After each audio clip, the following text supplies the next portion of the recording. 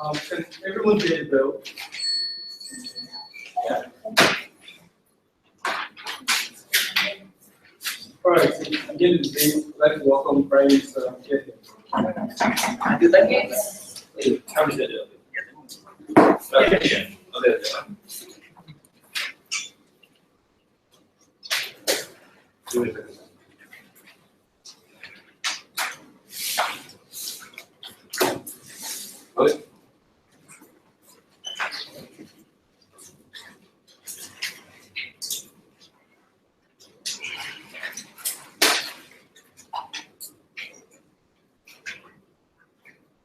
I want to make it really clear that me and Noah, we like children. In fact, Noah once told me that he wants to have 6 of them. So understand that this context isn't a context where we will do it because we want to, because we like to. It happens when this is the absolute last resort, we do it when we have to. That's what the motion and info motions do. Right. So the first thing I'm going to do in practice, I'm going to tell you what the context is. I'll let you know what the proposal that's currently in status quo. I'll give you a proposal and I'll present 2 arguments. So context. The first context I want to talk about is that these areas are being raised by terrorists. You're talking about things like the Yazidi mountains, talking about obscure villages in Iraq. They're being raised by Daesh or a myriad of other groups that I can't even pronounce. The second context is there's not enough support from the central government. There's a lack of combatants, there's a lack of protection, there's a lack of units on the ground to protect these individuals from being raised by the state terrorists. So, usually where does the debate really take about? It happens in Iraqi villages, it happens in the places where the Christians and Yazidis reside, it even happens in the Somalia, and it usually involves minorities, where these individuals are being annihilated by groups like Daesh. What is the problem? These individuals are left out to die. They lack military support, and when they choose to recruit child soldiers, when the child says that I want to fight and defend my villages in Somalia, the state who has them tells them that you cannot. And we think this is a problem on many levels. So our proposal is we will allow them. We regret, we don't think it's the most ideal scenario, but we will allow them because we think it is justified. Before I move on to my argument, So your solution to send very people to die, and these are the very people you insist on protect anyway. No, guys. Your side, these kids don't know how to fight. The enemy are coming anyway. The question is, do you want to give them guns? Do you want to kill them? Or are you going to leave them out to die? Just die. Firstly, let's talk about why this is done out of the utmost necessity. In war, we have a policy that you are accorded the right to self-defense whenever you're attacked. But my question is, why is there a limitation as to who can defend the community, as to who can defend your family? Why is there, when it comes to a kid, that kid is unable to defend himself? In this context, there's severe lackage of combatants to fight. Why is there a severe lackage? It's very important where we analyze and nuance the context.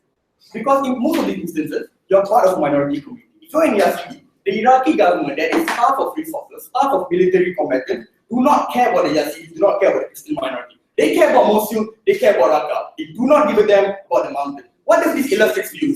It illustrates that this is a manifestation of a state failure. Therefore, when the community chooses to defend itself, when the child chooses to defend itself, when the state was unable to defend its family, its friends, its community after this betrayal, that same state cannot be in a position, that same state is physically unjustified to prohibit you, given that they were not there when you were being raised. They were not there when the Yazidis enslaved your mom and tortured them. Have a seat. Let's talk about the benefits that our policy will propose. When you lift up this ban, we think groups that are about to fight for terrorist organizations like Daesh would actively recruit us. And why we think we're going to bite the bullet? Why is it? First, you have more troops fighting on the ground. You have more fighting power. Groups like Daesh or any sort of militant group cannot easily raid your village.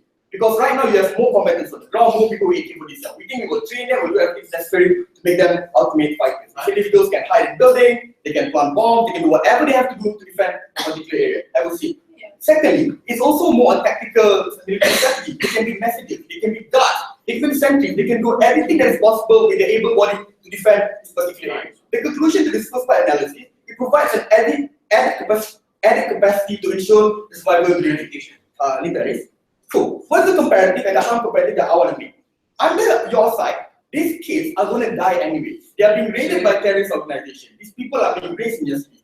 You know this, you all read PPC, you all read economy. So, at least under our side, we think it's better if they arm them. Because the comparative is them dying without fighting. we think it's at least better for them to fight because you have a better chance of surviving, you have a better chance of ensuring the longevity of your community. Second benefit that we get is by you being neutral, of you, following the video that they showed us going to school and things like that, isn't going to materialize. We can go to school, we live in Malaysia. These kids can't really study much. You want to go to school, you hear bomb blasting. You want to go to school, you see a gun pointed to your face. So, how do you fit out? Analyze any situation, which is better? The threat will come to you inevitably. Whether we like it or not, that is happening. We say in this scenario, it's better for us to at least arm the kid. It's better for a kid to be part of a military unit where he knows how to fight. If unforeseeable circumstances exist, where his house is being raided, at least he knows how to fire a gun, at least he knows how to save right. At least he knows how to use hand-to-hand combat, can train him Muay Thai for all that matter. Second part of the problem, sit down. Why is it better when it's blue?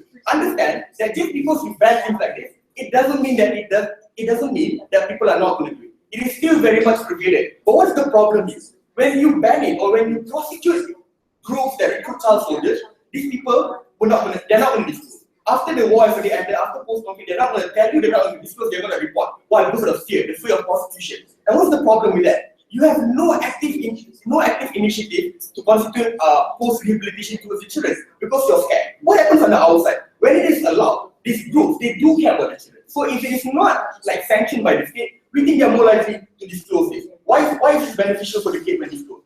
Once you disclose this sort of information, you know exactly who the kids are. You know exactly where they live, you know their exact numbers. And what does this do? You enroll them into post-integration program, you enroll them into post-conflict integration programs, meaning you rehabilitate them. You tell them like solve whatever PTSD problem that they have. You teach them how to reintegrate, you teach them how to pick up a book, you teach them that the war is over and that they should be part of the society. Your side, when you don't disclose this sort of soldier, after post-conflict, you have no idea who this kid are. You have no idea that they have picked up a gun, you have no idea that they have fought for your war. All the effects that will carry on to the war will stick in that child. We regret this effect. If we could, we wouldn't want to have it, but it's a tough scenario. On that comparative, this kid will not have any access to rehabilitation. He will grow up only knowing how to pick up a gun, how to fight, and we think that's a problem. Under our side, we can see the harms that these kids are going to be scarred. But once you disclose it, once you do not sanction it, we can mitigate those harms. Under your side, you do nothing. So at the end of the debate, what do we want from opening government? In a tough position, when your back is up against the wall, what do you do? In normal circumstances, we would prohibit this. But in instances where state has failed you, no one is there to help you, we think we shouldn't prosecute groups when they also recruit child soldiers. And we think it is also important, given that this is going to happen ideally, we take an active initiative to implement policies after post-conflict to replace this. Under your side, you do not institute any of this. While we agree, there's a moral line that we are toying with, it's a line that we're willing to bite in Africa. Welcome, Leader.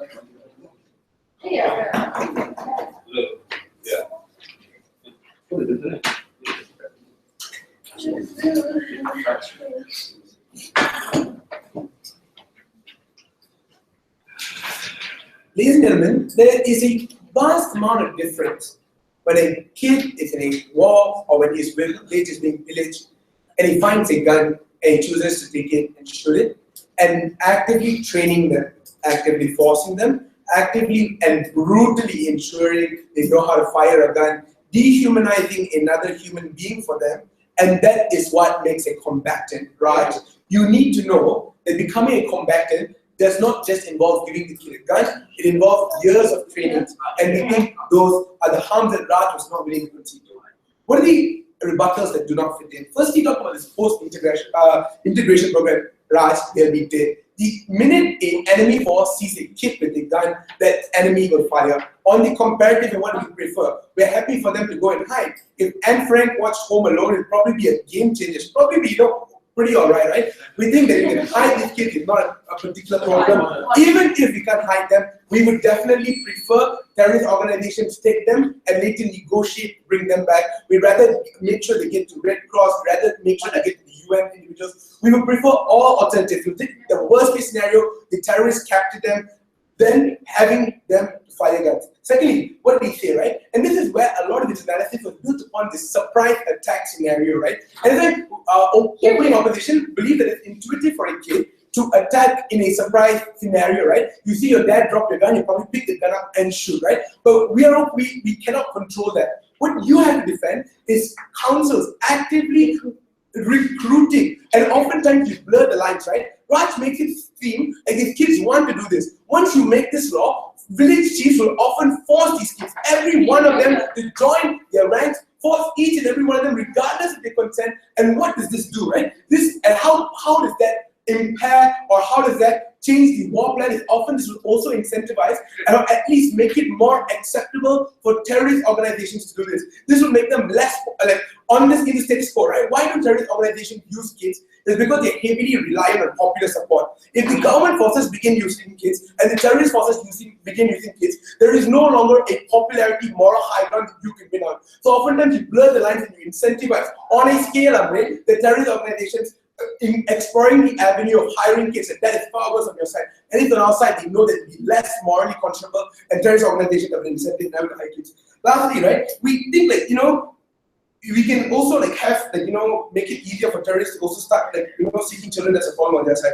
What are the positive contributions, and what are the answering for you in this together? Right? Number one, why in government's paradigm they fool their own people, and why it is never a last resort to use kids. And this is where we'll go into my argumentation. Ladies and gentlemen, the war on terror is a global war, and every first world developing nation will be very much interested in giving you their full support to help you win that local war. This is premised on three key things. Why don't states, like what Raj told you, already have enough troops on the ground? Or why do states do not have sufficient protection? Three reasons. Number one, they want to keep their political will and still be able to seem strong-armed, right? Secondly, they're not willing to make concessions to the United States government, to NATO, to other foreign bodies. And lastly, because they are the Western support or the Western implication that could happen within the nation, and they're afraid of that. But we posit to you that oftentimes Western nations have a huge incentive to ensure that countries that are facing wars and terror have the best ability to do so. Let's go into my argumentation, right? Yeah. States, more often than not, don't need to use these kids if they accept the deals that we give it to them, right? Let me give you two examples.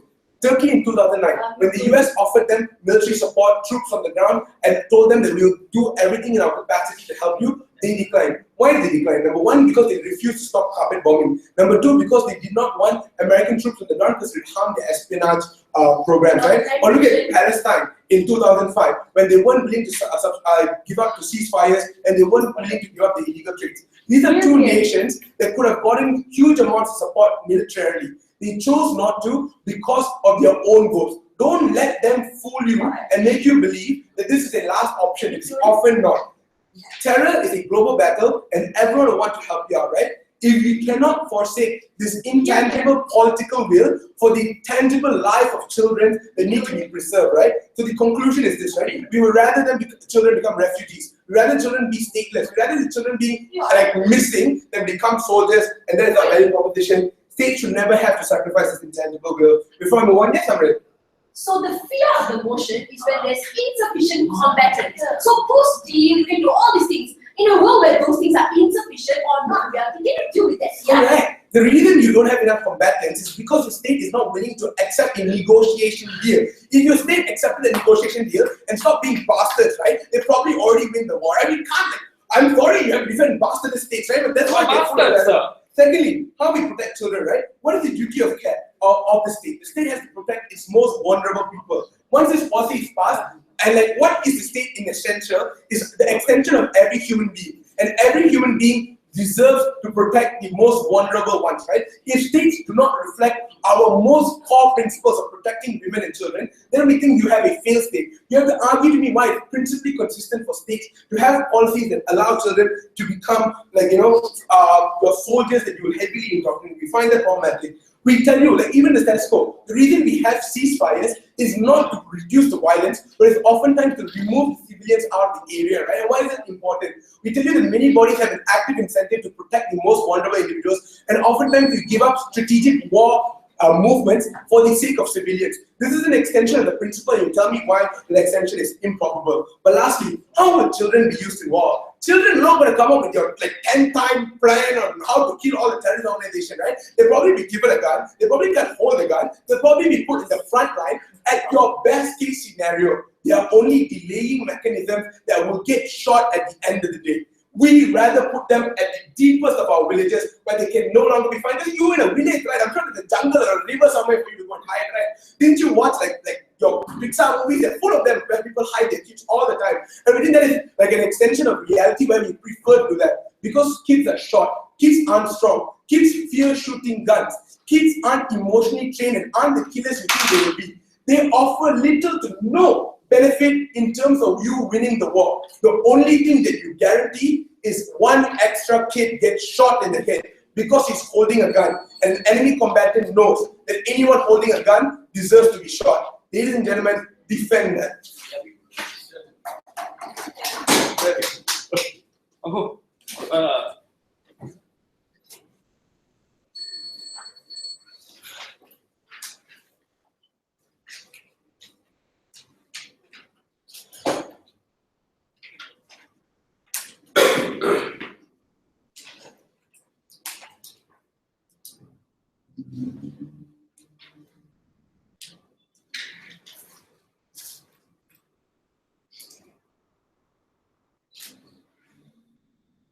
Mr. Speaker, members of this House, I think it's important for us to remind ourselves where this motion exists, what context and what paradigm that Raj gave to you in this debate, which was conveniently ignored by Mithun in his rant at the last half of the speech. I know a lot about rants. I'm not going to do it, hopefully, this time. But, Mr. Speaker, let's just go back to where Mithun's speech was and recognize the principal concession he has in the debate. That he says that he's willing for these children to go to any form of alternative outcome rather than the proposal that we gave you today. He argued that we're fine with Daesh taking them, we're fine with Daesh using them as bargaining chips, we're fine with them being killed. We don't think this debate allows you to easily just dismiss the necessity and the dire context in which this debate is happening in the mountains where the Yazidi, Syrian Christians, or minority tribes in South Sudan and Somalia live in right now, with regards to the existential crisis of survival, and owing to the fact that there are minorities or the communities there are being actively targeted by belligerent actors. That's the debate. And why would we allow you to? And Raj extended to you significantly on the necessity of this. I will extend it further in an analysis of international humanitarian law and the involvement of the Geneva Convention, specifically with regards to Article 52, 55, with children soldiers and the use of child soldiers, and the kind of precedences that we have. But it's important to recognize Mithun didn't want to debate this motion. Mithun argued to you, and this was the best cop-out he gave you. Never a last resort, there are political concessions, people wanted to appear stronger, we don't trust the Americans. For the Yazidis and the Syrian Christians, Mr. Speaker, they would love to get American guns. They would love to get American boots on the ground, or just boots without anyone wearing them. They're fine with just those boots. But we have to recognize the reality that we are debating in are these minorities that are isolated, they're ignored by a failing government in Iraq and Syria, and are being constantly targeted. At the end of the day, as communities as such, what do? We argue to you for the survival and the continuity of these communities, it's important. And when we don't have enough people to fight, adults, because we recognize to you, using child soldiers is morally repugnant, but a necessity under opening government. We argue to you to ensure survival, where the Yazidis have most of their men and women killed. Who will defend the Yazidi? We argue to you when the lack of protection that's provided under a central government or in contexts where they are isolated, we believe they should bite this bullet and they should take this ability. But more importantly, Mr. Speaker, we think opposition has topped out of this debate by saying it's dehumanizing, it's bad. We argue to you, the reality they want to give us is no way better than that. When you tell you that in circumstances where war is hell and training is horrible, we agree. But their paradigm does not provide any form of better alternative when they live in the ambiguity of moving, if they survive, mind you, moving from one camp to another, being exploited, or being used by terrorist groups that don't respect IHL, and being used as child soldiers. We saw that with Kony and the Lord Resistance Army in East Africa. We saw that in circumstances in Sierra Leone. We saw that in the fight between the Kurds and general Daesh movements, where they actually have a unit called the Young Cubs, Mr. Speaker. Young Cubs for young children to fight in Daesh. So we think the kind of paradigm in terms of arguing dehumanizing exists at both spectrums. We provide you a better alternative where they're able to actively defend their homeland and actively defend their villages and communities from the clutches of these bastards. But sit down. So moving on, understanding, because it's important to recognize that international humanitarian law, second protocol of Geneva, provides a clear delineation of what a child soldier is. Anyone under the age of 18 is considered a child. Anyone under the age of 15 is where the moral outrage with regards to the Lord Resistance Army is. IHL provides a leeway, sit down, provides a leeway when it states that children in between the ages of 15 and 18, if they volunteer, are considered combatants and not child soldiers. This tells you what, Mr. Speaker, and this is where the extension coming from Deputy Prime Minister comes in. Tells you that IHL, although in its spirit and its recognition of protection of human beings, recognizes in certain extreme circumstances that we need to bend the rules and we need to go to the extreme. This kind of recognition, where we apply this with anti-RUF forces in Sierra Leone and Liberia, where we tacitly allow for these communities to recruit child soldiers, or when the fight in the invasion of Afghanistan in 2001, where Daro and Pashtun tribes that we co-opted into the Northern Alliance used child soldiers in the fight against the Taliban. We recognize there is a greater good in the maxim we apply these considerations when bending the rules on child soldiers. But more importantly is recognizing the context in which this debate assumes it has is one, Mr. Speaker, where the survival of these people are important. Before that, neutral. If you concede that the biggest stakeholder in this debate are children, do you also agree that since they'll be only deployed at the front line, they'll be probably shot first? Mr. Speaker, they will probably be shot first, they will probably be captured. We can't argue to you exactly what will happen to them. What we can argue to you is that they will be incorporated and recruited to these local militia groups and local defense forces that fight and defend the community. To what extent commanders use these soldiers for, whether they're considered, and it's a tactical consideration that we don't think should be a significant consideration in the debate, but we'll bite that bullet nonetheless. It's a tactical consideration for local commanders. If they think children are best served as signalers, observers, guards, cooks in the army, that's fine.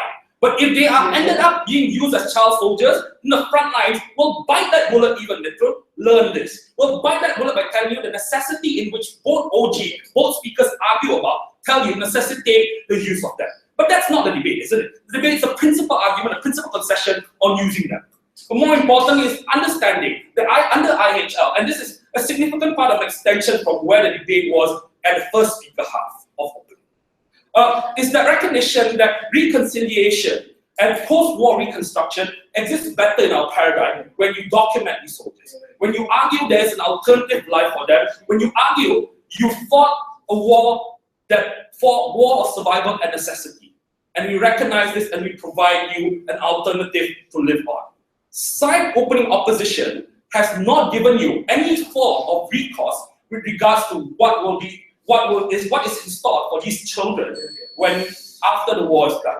It's important to recognize that opening government morally abhor the idea of child soldiers. No one likes that.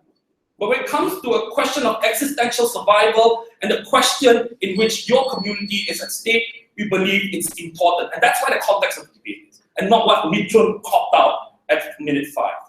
But eventually we have to also understand the moral arcane of IHL provides these considerations, and we've shown you precedents that exist in several conflicts. For all those reasons, opening governments, proud to propose.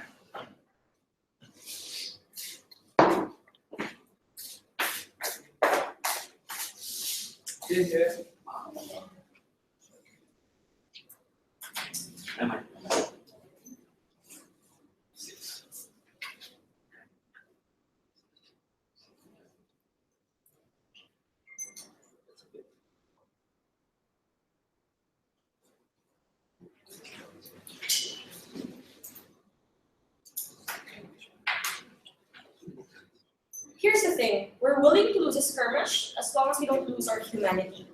The burden that this debate proves, in order to win this debate, you have to prove 2 things. First, when is it legitimate for a state to give up its duty to protect its citizens, and who do we pass it on to? Do we pass it to civilians, or would we rather let states fall? I'm going to resolve this in my arguments. But second, what is there to lose in the life of a child? Because opening government chooses to be very juvenile about this, right?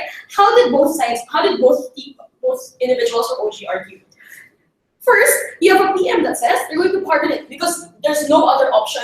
This is most likely going to be a self-defense state. Realize, Mr. Chair, that's already in place in status quo. When it's a last resort and there's a gun to your head, we think it's fair play. What they had to defend was the active preparation for war, even if you're not sure if Daesh will enter your territory, not sure if they will try to conquer your town. You're going to have these children beforehand, and you are going to give them guns and whatnot. But second, do not buy anything deputy said, because here was his entire case.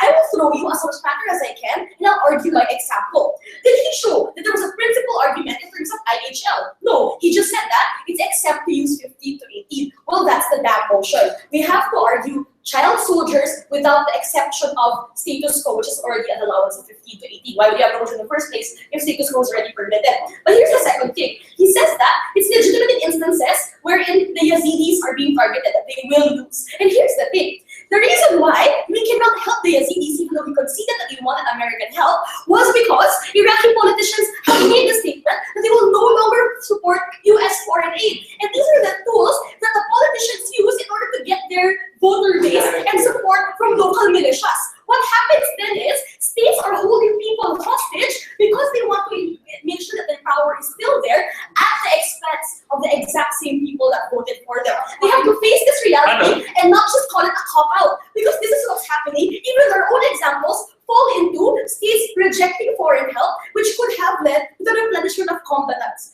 Before I begin arguing, Amrit, in a world where states are desperate and child soldiers are in abundance, and your state still does it, how would you implement punitive measures to them?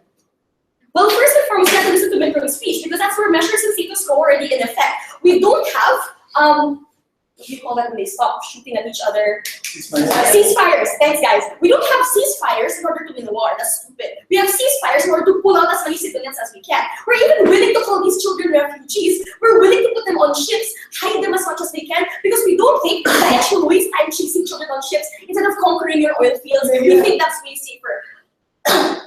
First discussion. Where does this debate take place? Well, we agree that there are two different paradigms being debated. We're going to argue both. In terms of small rural battles, we agree that there is minimal win. What does this mean? When Daesh doesn't want to waste bullets, because it's also important for terrorist organizations to make sure that they have ammunition and money, they will most not likely hit people if they are not fighting back. What will happen is they will capture these individuals, probably use them as slaves, probably use them as bargaining chips in order to get arms from governments that want them back, or maybe even to try to get American soldiers to save them. We think that this strategy has been used more than 25 times in the past 2 months in terms of rural places in Iraq and rural places in Afghanistan and Turkey as well. We think that the bigger debate exists in border battles, where there is willingness for the Americans to come in, similar to the Yazidi, where there is willingness for NATO to come in, but states blatantly refuse these things from happening. It also happens when states refuse to identify rebel organizations as part of their partners in battling wars, because that shows a sign of weakness,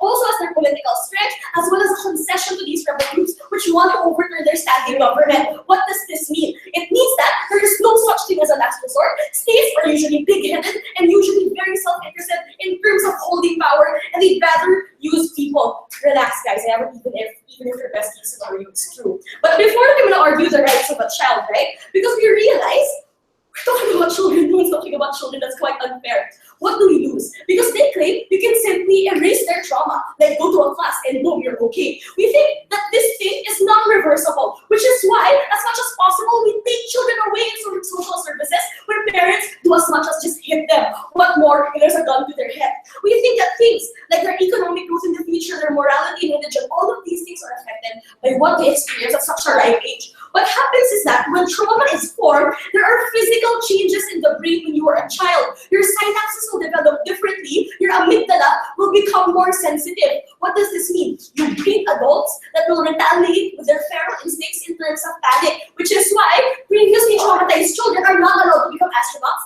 They're not allowed to become soldiers. We screen for these types of people who operate drones like the last debate, and even become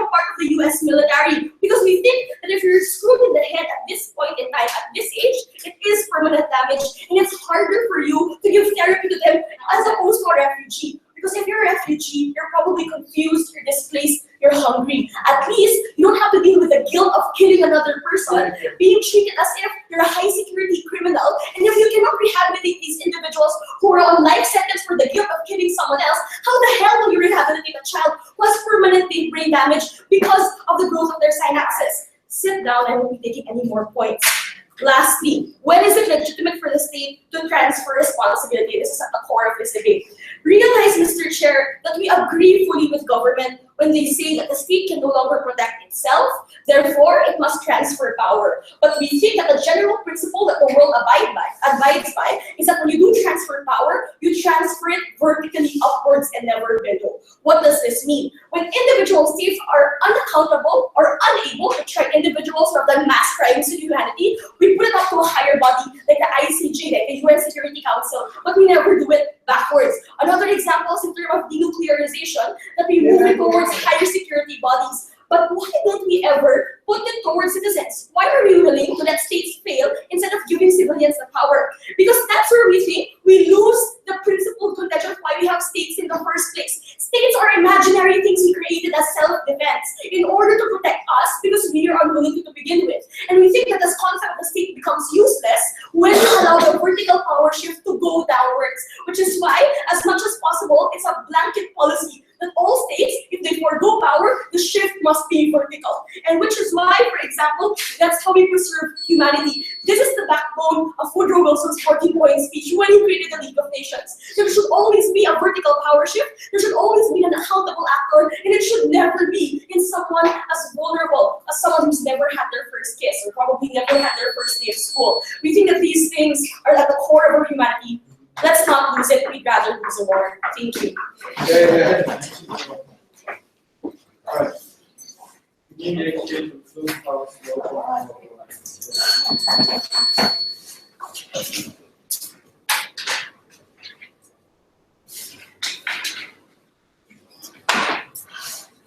Oh yeah.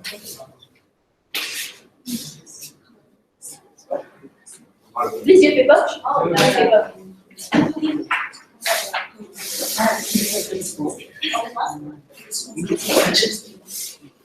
Alright. Okay, it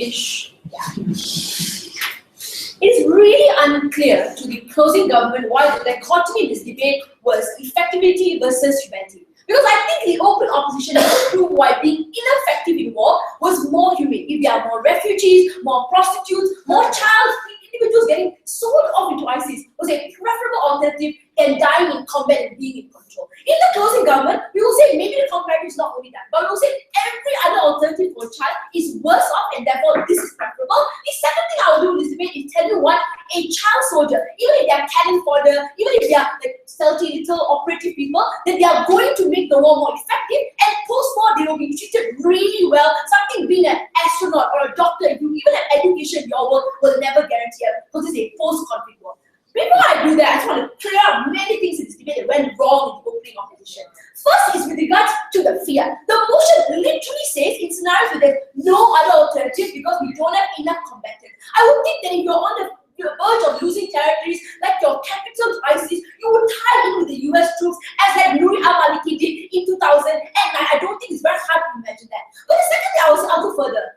I would say if the state didn't take that deal, there are really good reasons why they didn't. Like the Iraq government has been screwed over by the United States in terms of creating ISIS. ISIS was created because the Nuri al-Maliki government was a result of Sunni extremism, Shia extremism that like literally locked up Sunni people. So those deals are actually not preferable, and the states have legitimate reasons to do so. So if you want to fight the fiat and say deals should be accepted, they make wars worse, combat operations worse. So they ought not to have taken the deal. They should use child soldiers, and those child soldiers are effective. So your fiat doesn't actually exist in the debate. Second, alright, I'm going to do a list of things that they say children can do in alternative and why those things are less preferable. Number one, hide from ISIS. Every day you hide from ISIS in a world where they loot your villages, harm your parents, and literally kill your daughters or your sisters and brothers. That's more PTSD because you don't have control. People are dying around you, your family structures, your religious organization, and if you had a gun, you know you could have done something, but you didn't do it. So I think it's the first thing. Running away, hiding is worse off in terms of PTSD.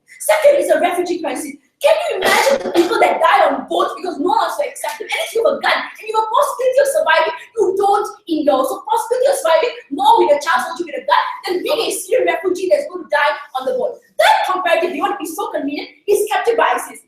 There are more than one ways to die. What's worse than dying is being a victim of rape. Being a victim that is used as ISIS propaganda. Probably at the end of being a prostitute, you'll be butchered on screen and shown as ISIS propaganda. That's a world in which all the children that weren't child soldiers will be victims in the future. So ISIS propaganda is more persuasive when children are caught and killed. I don't think that you have more children in the long run. So all the alternatives are less preferable opening opposition. But the third thing I'll deal with how ISIS react. Like, I think it's the most ludicrous thing I've ever heard in the debate that if we don't use child soldiers, ISIS won't use child soldiers. Like, ISIS will use everything in our arsenal. Listen to me through speech, sit down, Aviana.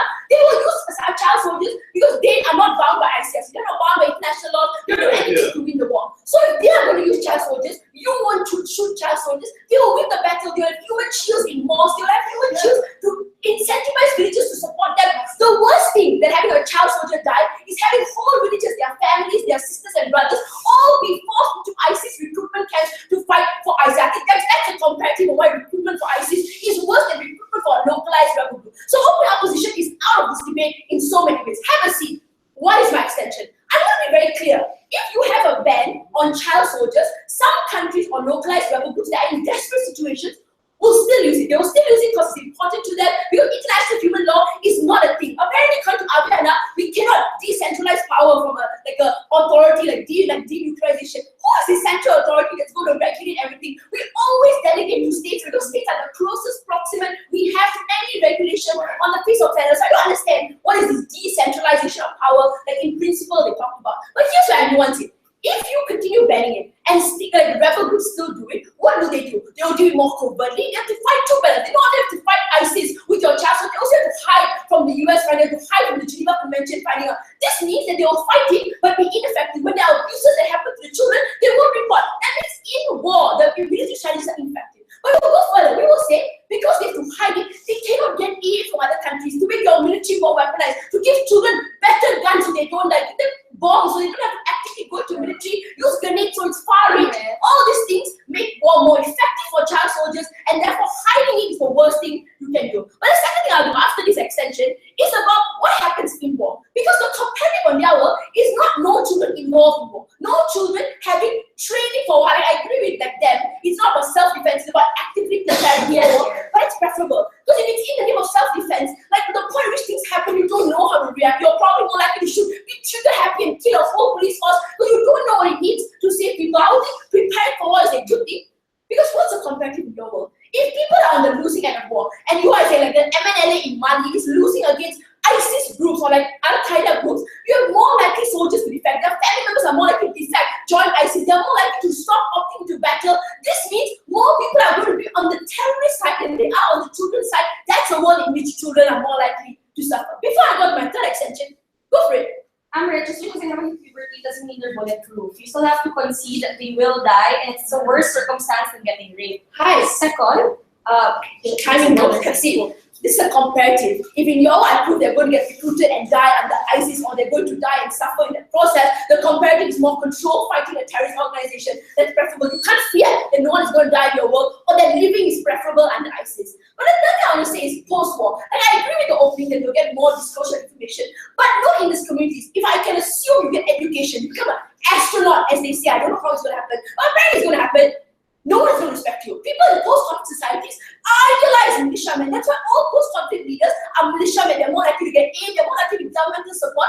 If you're a child soldier and you survived that war and you were the person to bring back a village, you're more likely to be voiced, like your opinions are more likely to be voiced in lecture posts. When you become like 16 or 17, you are better able to have like opportunities for yourself, be able to fund programs for yourself. I think this is a world in which militiamen who are children are better positioned in education is ever in your world. Because in your world, they are victims. They are people who are part of the war. We can help them if we want to, but they're not the people we must help because we are the reason why you're peaceful. I draw your parallel. Women in Sri Lanka are absolutely hated because they were a burden, they're part of like the culture in India.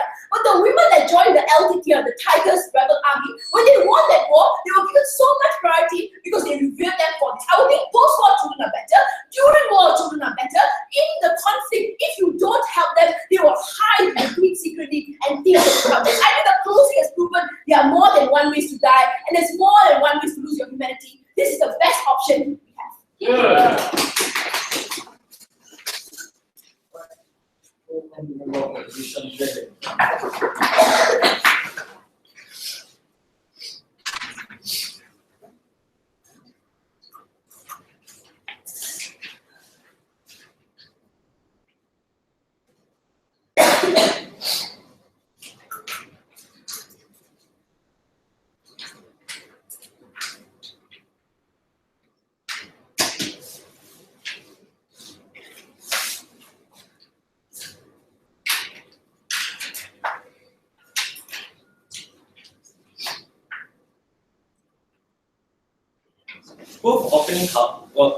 Both government houses the arguments are predicated upon the idea of it being effective at the very beginning. We think the idea of effectivity is something that opening opposition has already catered to, especially when they argue number one, the idea of our child soldiers are more likely less effective than adults in the first place, given that adults can even die during war at the end of the day. We think this already tells you the idea of child soldiers isn't as effective, regardless of whether we need soldiers or not at the end. But what are we going to do government side closing opposition? We're going to take things, let's just give them the benefit of the doubt. Let's just assume that children are effective within the war itself. We're going to argue two things. First, we're going to tell you what is the post-resolution and what happens to this child at the end of the day. But second, we're going to talk about future conventions and how all that will happen in the first place. But let's just understand a few things coming from side of position. We think the idea of humanity that we care for is the idea of protecting individuals and not allowing them to die in the first place. So the very reason that individuals fight in the first place is for the idea of humanity, is for the idea of protection of these children in the first place. What happens under your paradigm? Under your paradigm, you allow children to go in front and go down. That means the very idea of humanity or the very idea of protecting or fighting is then degraded at the very extreme way under your paradigm itself. Let's just understand. I'm going to talk to you about these two things, right? No, let's just understand first on the idea of child soldiers and the very idea of child soldiers, right? So when we tell you the idea of principle of what happens to child soldiers is generally they become distractions within for those localized groups at the end of the day, right? That means they become shields. Eventually, you're going to die. But let's assume that.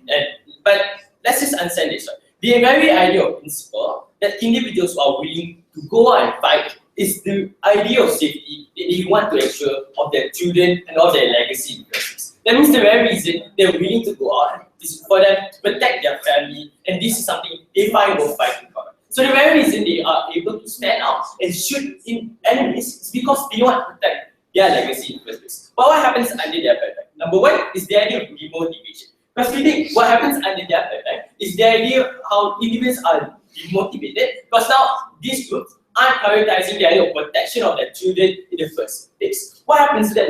We think what's more likely to happen is that even if their child and him is within that group and fighting their enemies, it's more likely for him to prioritize his children's safety, especially when he sees his children in that front line. He's more likely to protect his children rather than shoot opponents. So what happens? They're more likely to run away, and he's more likely to not be able to attack these enemies in the first place, because we wanted to protect their children in the first place. But the second idea is the idea of internal conflicts that exist. We think what happens is that individuals respect question, why are you taking away my child? Why are you forcing my child into this? Why are you forcing my child into these localized groups to fight the troops within those grounds? We think this is something that we question, and that's form of internal conflict that exists. Because now they're not in a form of agreement to protect, because now the idea of protection is then blurred under those localized groups at the end of the day. This is the exact reason we do not allow the idea of military conscription, because this is a form of concept that does not exist within children at the end of the day. But the last thing that happens is that you degrade the very reason to fight. That means the very reason that you fight is for the safety of children. But what happens under your side is that you put children in the front lines. So what happens, and this is exactly what terrorist groups want. These terrorist groups want to destroy you, want to end you. And the very way for them to do that is to target your children. The moment you place your children in fight lines is the moment that you allow that guys to get the chance to kill this individual at the end of the day. That means eventually, by what you're doing, your purpose is trying to protect individuals using child soldiers. But eventually, the individuals you want to protect in the very beginning is then killed under your paradigm, which is well, which isn't something that you are supposed to do at the very beginning in the first place. Sure. Anyway. Okay, under your part, adults will also feel worried and will also be incapacitated because they're always worried about the child. Which one do you think? Under which scenario will the adults be more secure? When their sons and daughters can fight, or when they can't? When they're protected within the deepest places that no military can find them because that's when they feel that okay, my child will be safe and I will die for him and I will make sure that I have the assurance that he wouldn't die at the end of the day. Let's just look at the second thing. The second thing that we're arguing is the idea of confidence. So what happens under the umbrella?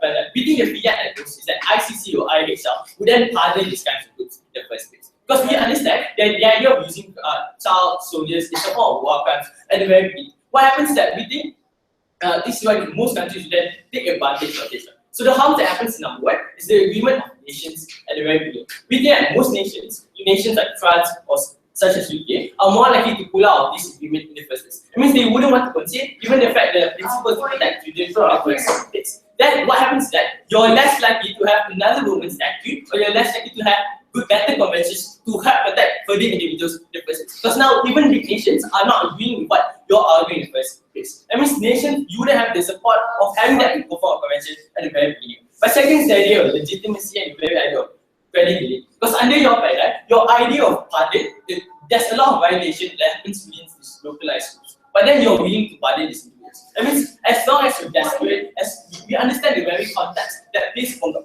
government, that as long as you're desperate, whatever form of violation that you do is going to be pardoned, is going to be accepted. We think this is more of double standard, and this is a form of solving the very problem of internalization at the end of the day. But the third thing that happens, and the worst thing happens, is the degrading of status of the children. What happens is a domino effect. Because this is why we think that most nations wouldn't argue. If it's okay for me to put the children within war and fight in that extreme condition, why is it then not okay for me to put child labor? Why is it not okay for us to do these kinds of things that involve children at the very inside the school? Because that means that poverty nations in poverty would then argue to use children at the end of the day. The domino effect is that eventually from government, the very beginning is that we only want to use child for war and when there's only desperate. But at the end of the day, when most nations are then desperate, this is the form of push that they push. So what happens to the students? Number one, they're not going to get protected. Number two, the very status of protecting of the student is going to be horrible. That means the student will only be for utility, no form of protection, and we will only use the student as objects. We think, coming from side ruling opposition, we're willing to oppose. Right, welcome, government to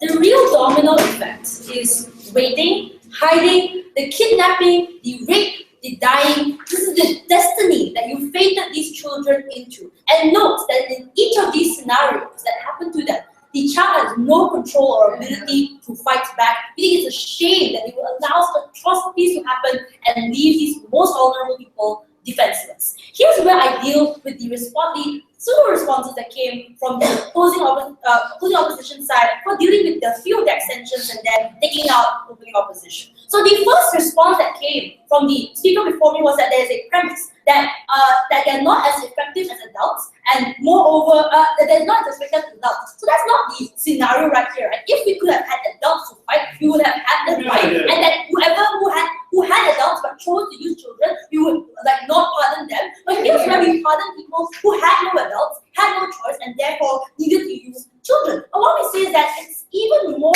ineffective stuff. We have even more ineffective, like what I would say in extension, when localized groups have to use children but choose to hide it. It's more difficult when you have to constantly hide these child soldiers. You're unable to give aid to these child soldiers. You're unable to actually know who these child soldiers are. Therefore, you don't actually protect these children, rather than you prevent the ability for people to give aid to these children who are constantly hiding, right? Because because you don't want to pardon them. But secondly, like I'm going to explain to you what happens in the war, and this is where the contention really happens. Where she explained that the difference between the children soldiers that came from the opposition side and like somewhat opposing opposition was that there was the active involvement. They say that they just pick up a gun and they therefore try to defend themselves and not able to do that. But we think that the active involvement actually makes a huge and significant difference to this child's ability to survive. For example, being able to train and prepare. We think that these are children who are less likely to defect to the terrorist side, they are more likely to control, which is more preferable than dying helplessly, right? They say it's more demoralizing to like actually be in the fight. We don't think that's true, right? If you actually get more PTSD, more trauma when you die and not having fought, it's more terrifying to see your child not being able to defend themselves and then be taken away. Like if it's about safety, like children are more likely to be on our side. But the last thing that I would explain to you was the post-war, like the ability to like reconcile post-war, right? Because the speaker before me told you that you end up degrading the status of children. You end up degrading the status of children. And there will be some slippery slope to I don't know what they will say. But basically what we say is that you actually upgrade the status of children. Rather than painting children as the victims and that the military men who fought the war will always be able to decide on what's best for children and for women, like instead, children actually have an active effort, active participation within the post-war conflict. Like men can't just push aside children anymore, saying that they don't know better. These children do know better. They've been part of the war. They were the ones who helped fix the conflict. You can't say that they never had a part in that war. Post-war is better on our side. Let's deal with the extensions that came out from the speaker reform stuff. But here's where we say that they say that the adults will be too distracted because they will end up protecting child soldiers. We don't think so. We think that knowing your son can actually protect your wife means that you can go out to war, or like knowing that your son can protect himself means that you won't be distracted with that. And we don't think they'll actually get more angry. We think they'll actually feel more secure knowing that their child is more able to do that, right? And that it's not actually that coercive, right? In fact, you would say that in a comparative, if both sides are coercive, it's more coercive on your side when these people don't have control and are always afraid that they will never be pardoned. We rather provide that child that control and ability to like fight for themselves and make their parents feel as if they can take care of themselves. We rather that happen. More people being able to fight means more victory for localized groups, not just against terrorist organizations, but also the state. I think it's better off and a more effective, shorter war on our side. If we lose some children, we rather have a shorter war to take down terrorist organizations. But then this idea when he said that countries would pull out of these organizations, we still don't really know why. But we think that we rather prioritize giving direct ability to people, localized who know the situation on the ground, who are better able to fight against terrorist organizations, then if it means that we trade off some like France or like Europe, which already give like horrible trade deals anyway, like our armies already explained to you before. Before I move on to like how open opposition is just out of this debate, sure. Amrit conceded to Iraq, right, and they rejected USC. You have to prove and agree to us that it's a real context why child soldiers should be the real last resort instead of undesirable political concessions the state had to make.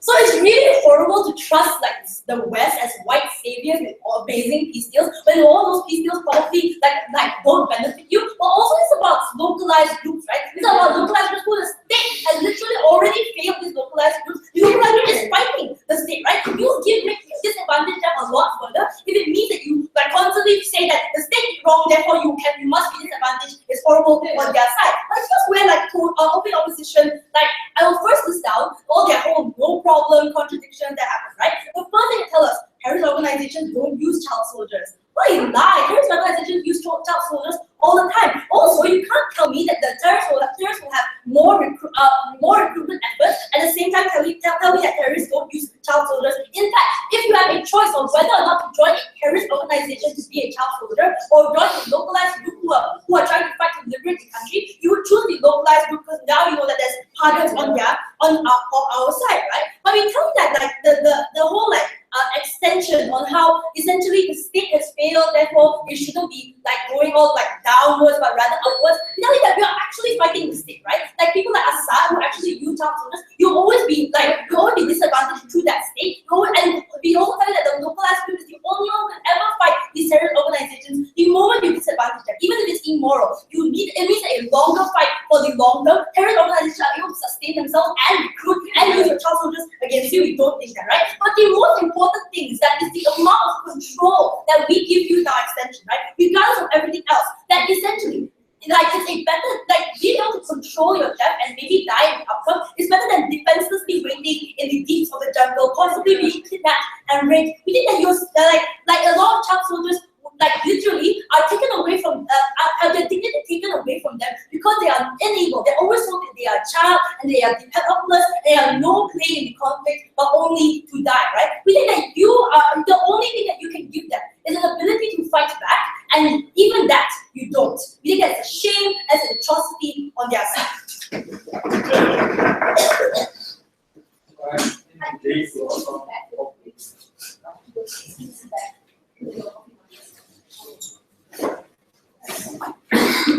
Yeah.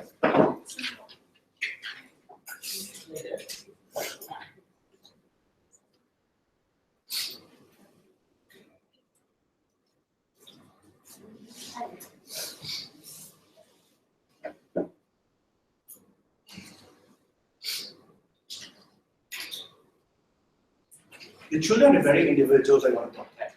And the problem is outside government wants to utilize these very individuals to win the war.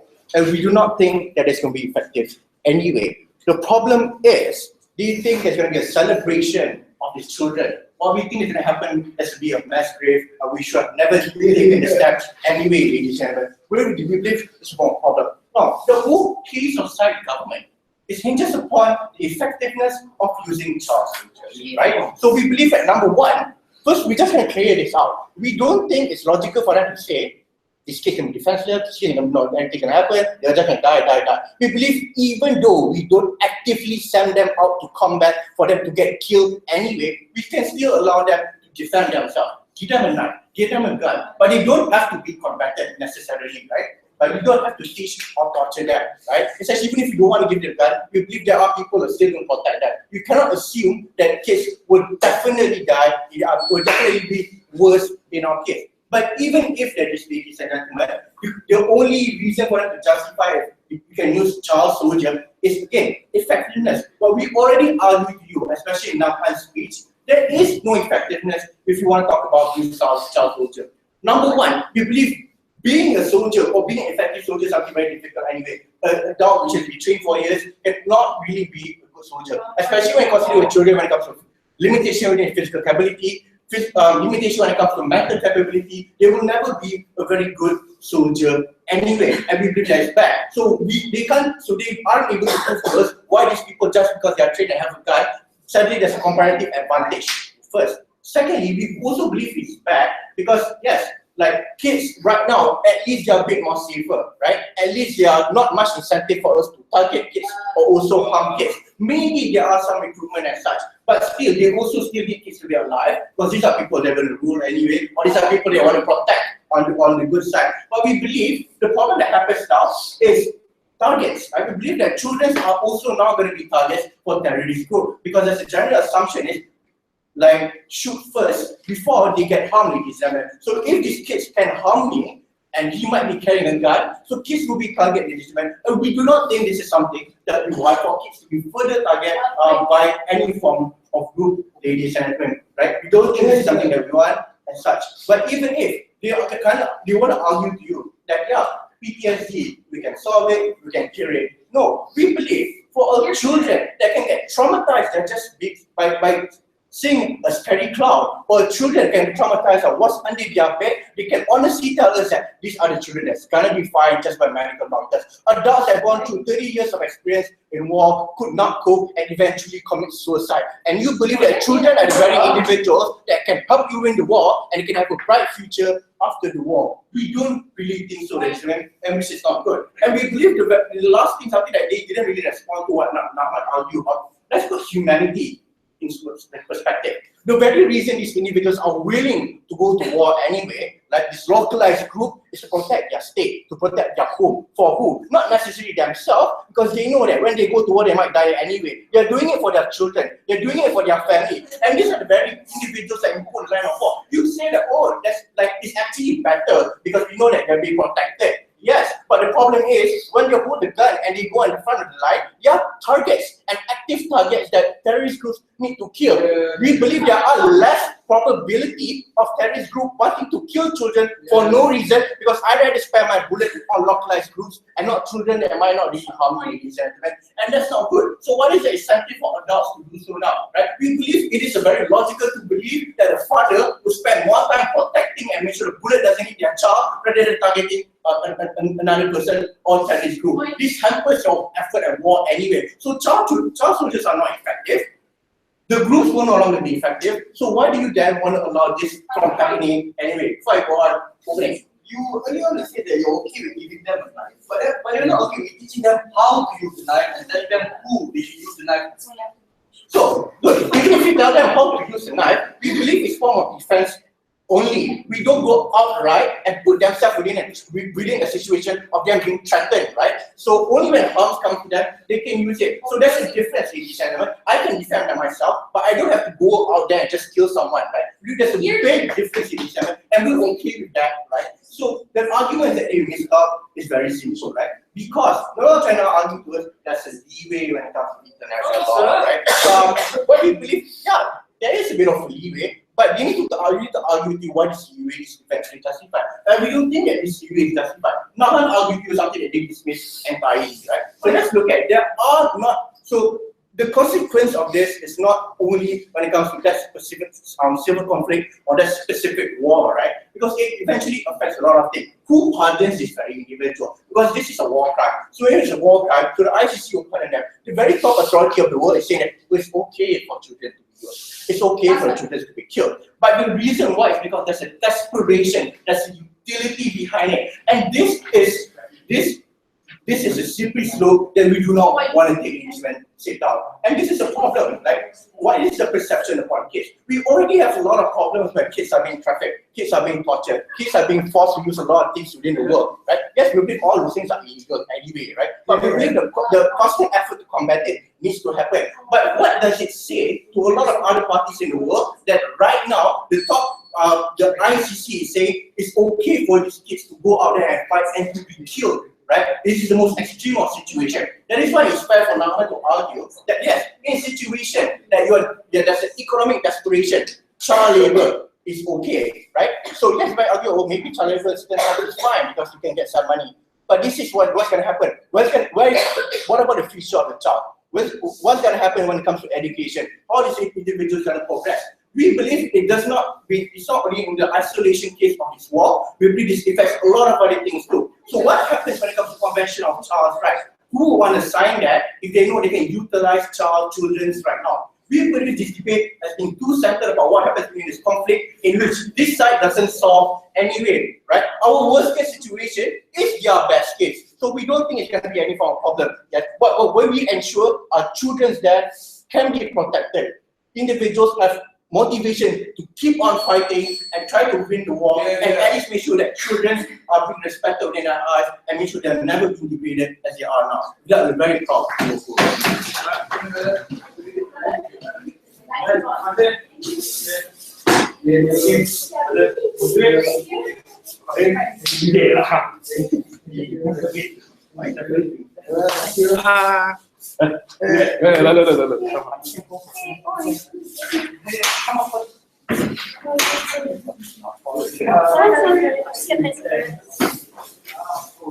Should we stop this live stream?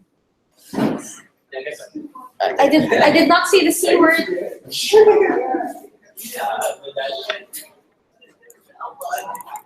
Thank you.